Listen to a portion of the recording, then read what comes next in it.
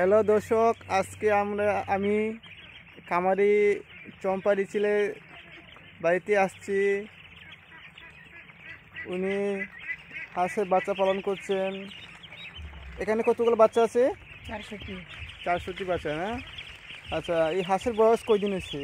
10 দিন হয়েছে। মোটামুটি 10 দিনে দেখেন, 10 দিনে মোটামুটি বড় হয়ে গেছে। দেখেন বাচ্চাগুলো কি সুন্দর দেখতে। হাঁসের জন্য এখন এই 400 বাচ্চার জন্য কতগুলো খাবার লাগে ডেইলি? 9 কেজি। দেখেন দর্শক, এই বাচ্চার জন্য এখন ডেইলি 9 কেজি খাবার লাগতেছে। এবং হাঁসের জন্য এখানে কি দিচ্ছেন? একে পানির সাথে থাইবিন। পানির সাথে তাইবিন খাওয়ানো হচ্ছে।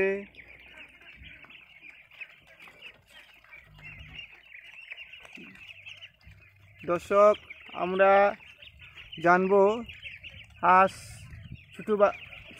ছোটো বাচ্চা কীভাবে পালন করতে হয়। খামারের মুখে আমরা শুনি। আপনি ছোটো বাচ্চা নিয়ে এসেছিলেন? হ্যাঁ, একদিনের। কই দিনের বাচ্চা? একদিনের। একদিনের বাচ্চা নিয়ে এসে প্রথমে কি করতে হয়?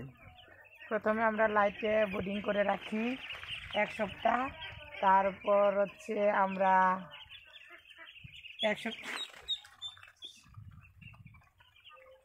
লাইটের ভিতরে আমরা দিনে রাত্রে রাখি, প্রতিদিন 1 সপ্তাহ পর্যন্ত। তাহলে 1 সপ্তাহ বোর্ডিং করতে হয় এখন এই গরমকালে। তারপরে হয়তো এমনি খোলা জায়গায় রাখলে চলে, বুঝছি। আর আপনারা দেখতেছেন এখানে পানির পট ব্যবহার করা হয় না, বাঁশ দিয়ে সুন্দরভাবে এই যে দেখেন এই সিস্টেম বানানো হয়েছে, খুবই চমৎকার। এতে করে হাঁসের বাচ্চা ভিজার সম্ভাবনা কম থাকে। আপনারা সবাই জানেন হাঁস ছোটো বাচ্চা পানিতে ভিজানো যাবে না। পানিতে ভিজলে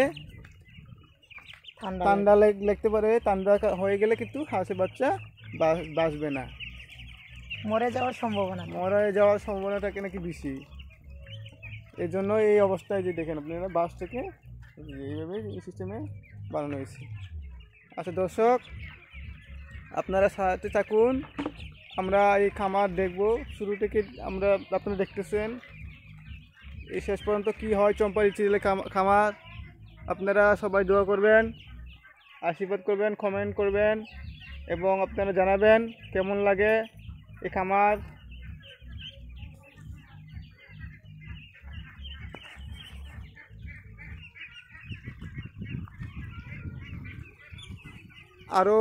আরো আপনার আছে বাচ্চা? দেখলাম আগে বড় বাচ্চা আছে। হ্যাঁ। চলুন বন্ধুরা, আমরা তাহলে বড় খামারটা দেখি।